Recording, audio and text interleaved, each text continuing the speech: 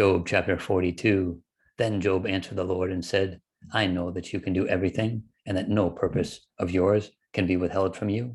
You asked, who is this who hides counsel without knowledge? Therefore, I have uttered what I did not understand, things too wonderful for me, for which I did not know. Listen, please, and let me speak. You said, I will question you, and you shall answer me. I have heard of you by the hearing of the ear, but now my eye sees you. Therefore, I abhor myself and repent in dust and ashes.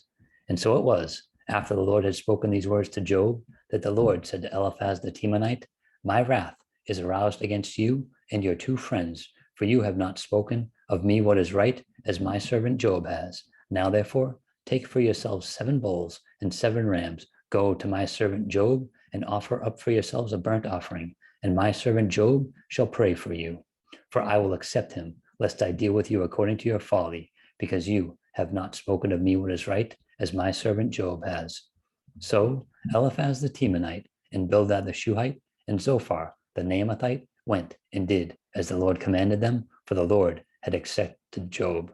And the Lord restored Job's losses when he prayed for his friends. Indeed, the Lord gave Job twice as much as he had before. Then all his brothers, all his sisters, and all those who had been his acquaintances before came to him and ate food with him in his house, and they consoled him and comforted him for all the adversity that the Lord had brought upon him. Each one gave him a piece of silver and each a ring of gold.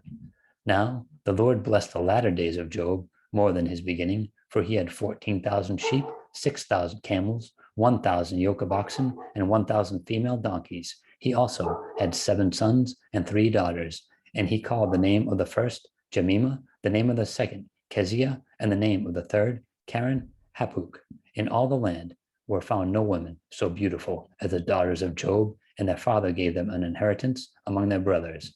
After this, Job lived 140 years and saw his children and grandchildren for 4 generations. So Job died old and full of days.